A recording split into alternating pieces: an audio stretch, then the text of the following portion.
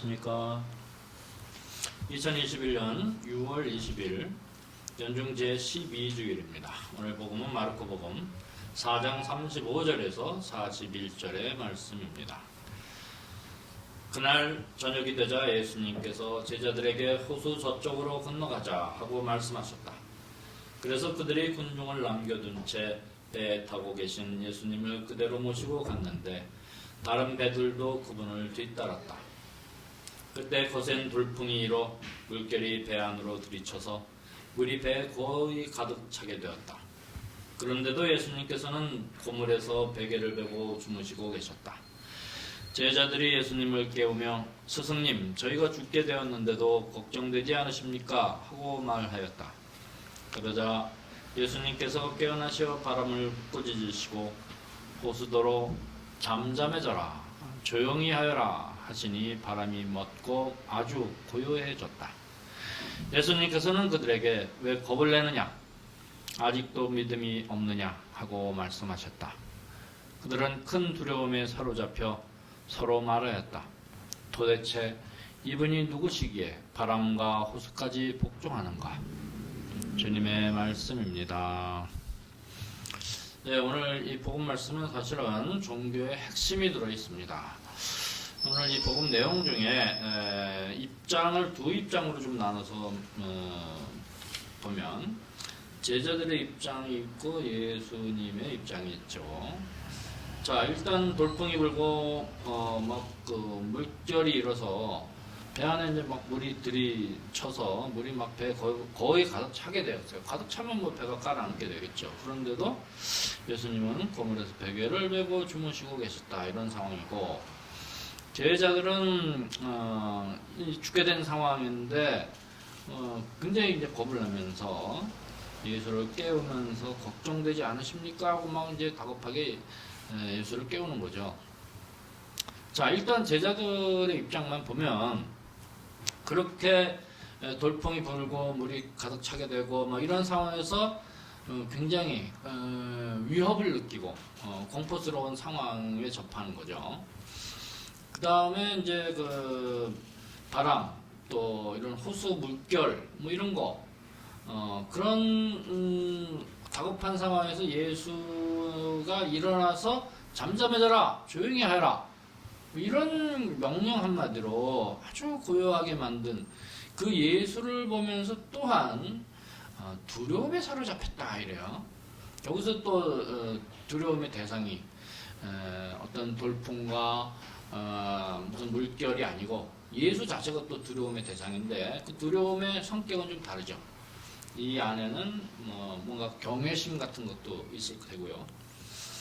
자, 이런 제자들의 상황이고, 예수님의 이제 태도를 보면 일단 뭐 비바람이 치고 돌풍이 불고 막 물이 차는데도 베개를 베고 고물에서 주무시고 계셨던 굉장히 여유로운 그런 자세죠.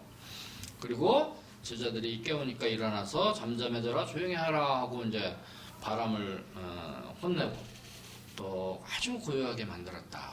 그러면서 또 이제 누구를 혼내냐? 제자들을 혼냅니다. 왜 겁을 내느냐? 아직도 믿음이 없느냐? 일단 이 겁내는 거에 대해서는 예수께서 누차 계속 말씀하시거든요. 왜냐하면 걱정하지 마라, 두려워하지 마라, 이걸 계속 가르치셨다. 이 토요일 복음에도 보면요, 무엇을 먹을까, 무엇을 마실까, 무엇을 입을까 걱정하지 마라, 이런 말씀을 계속 하십니다. 네. 근데 왜 겁을 내느냐 하고 이제 야단치는 거고, 당신이 말씀하신 거에 대해서 믿음이 없는 거죠. 아직도 믿음이 없느냐라고 이제 야단을 치는 겁니다.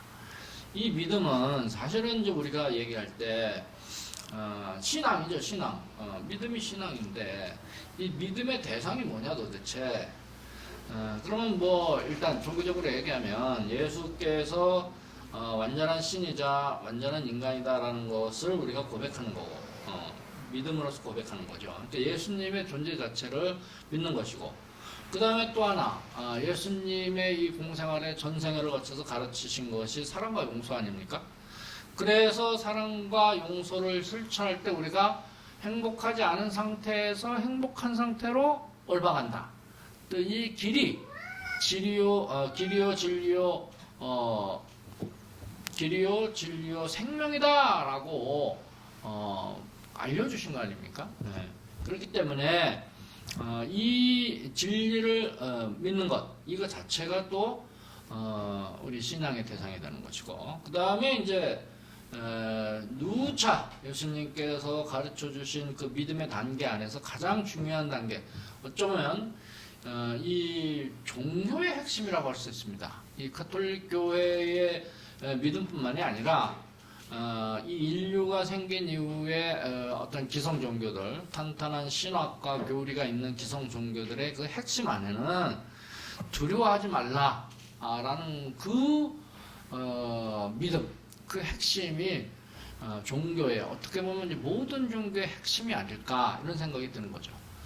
여러분들은 한번 생각해 보세요. 걱정하고 뭔가 두려워할 때 우리 마음에 평화가 있습니까?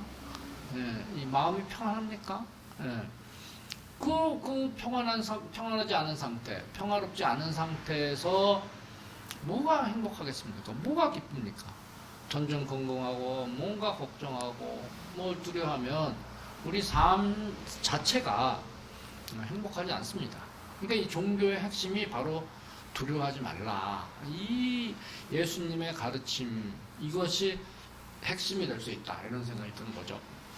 자, 다시 정리하면 제자들의 입장과 예수님의 입장 안에서 예수님의 가르침, 예수님의 그 가르침의 단계 안에서 사실은 이제 우리가 그 가르침을 듣기만 하면 안 되죠. 실천을 해야 되는데 여기서 이제 저의 신학입니다. 신학이 뭐냐면 이 실천의 어려움의 단계가 있다라고 이제 이야기를 할 수 있어요.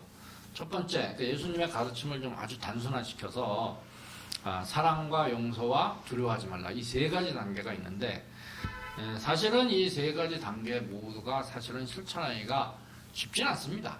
전반적으로 봤을 때. 그러나 우리가 좀 단순히 생각하면 일단은 사랑이라고 했을 때 여러분들 뭐 종교를 가지고 있지 않은 사람들 이분들도 다 사랑합니다. 사랑하면서 살죠. 그러니까 사랑의 계명 어떤 명령이 없어도 사랑을 하니 실천하는 그 난이도를 봤을 때는 굉장히 수월하다 이렇게 볼 수 있는 거죠. 그러니까 예수님의 가르침의 중에 그 실천의 어려운 단계 난이도를 분리했을 때 보면 사랑은 가장 실천하기 쉽다 이렇게 얘기할 수 있어요. 일단은 그 다음에 용서는 조금 어렵습니다. 인간이 용서를 하기가 굉장히 쉽지 않습니다.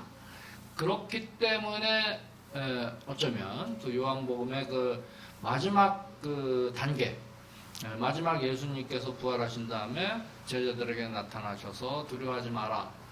그러니까 샬롬 인사를 하고 숨을 불어넣었다 성령을 받아라 이러면서 바로 이어져서 예수의 그 마지막 종강의 주제는 용서다라는 거죠. 그래서 당신들이 용서해주면 용서하는 대로 남고 그렇지 않으면 그렇지 않은 상태로 남을 것이다. 그래서 하여튼 예수의 마지막으로 한 번 더 짚어가는 그 말씀 그것은 용서다라는 거예요. 그게 너무 실천하기 어렵기 때문에 마지막 종강의 주제가 되지 않았는가 이런 생각이 들고 그러나 걱정하지 말라. 왜? 성령을 받아라. 성령의 도우심으로 우리는 용서도 가능하게 한다. 이렇게 우리가 해석할 수 있다라는 것이고 세 번째로 가장 실천하기 어려운 게 뭐냐면 이제 두려워하지 말라예요. 사실은 오늘 이 복음에서 예수님께서 왜 겁을 내냐 아직도 믿음이 없냐라고 제자들을 이제 꾸짖으시는데 사실은 뭔가 두려워한다. 특별히 이 두려움의 궁극적인 대상은 죽음입니다. 죽음을 두려워한다는 것은 어떻게 보면 인간의 속성이에요. 생명체를 갖고 있는 생물들의 속성이죠. 그러니까 심지어는 예수도 잡히시기 전날 제자들을 데려가서 피땀을 흘리는 그런 공포를 체험하면서 나와 함께 깨어 기도하자. 마음은 간절하나 몸이 말을 안 듣는구나. 이것은 제자들이 기꺼운 마음으로 예수와 깨어 기도할 마음은 간절한데 몸이 맞는 말을 안 들으니까 눈꺼풀이 감겨서 자꾸 자는 것, 뭐 이런 표현이 있을 수 있지만 예수 그 자체도 당신도 구원의 이 사업을 아주 멋지게 수행할 그런 마음은 간절하나 이제 잡힐 걸 생각하고 죽음 바로 직전에 이제 인간적으로 느끼는 그 공포, 몸이 말을 안 듣는 거죠. 부들부들 떨리고 피땀을 흘렸다 이런 표현이 나오잖아요. 예수도 그렇게 죽음 앞에서는 공포스러워했다 이렇게 이제 볼 수 있는 거고. 그러니 우리가 두려워하지 않는다라고 하는 것을 실천한다는 것은 지극히 어렵다. 예, 그러나 그것마저도 죽음마저도 우리가 걱정할 필요가 없다. 왜? 다시 살아날 거니까. 그게 이제 바로 부활신앙이죠. 부활신앙. 그러니까 죽음을 두려워하지 않을 근거까지 마련해 주셨다. 예수님께서는. 그래서 오늘 이 말씀은 어떻게 보면 이 종교의 핵심을 예수께서 짚어주신다. 왜 겁을 내느냐? 그렇게 믿음이 없냐 아직? 그러니까 이 믿음은 죽음을 넘어서는 그 부활에 대한 신앙, 그것을 통해서 우리가 일상 안에서 구체적으로 아무런 걱정 없이 두려움 없이 살아가야만이 진정한 행복한 삶을 살 수 있다. 이런 말씀이다 라고 우리가 받아들이면 되겠습니다. 고맙습니다.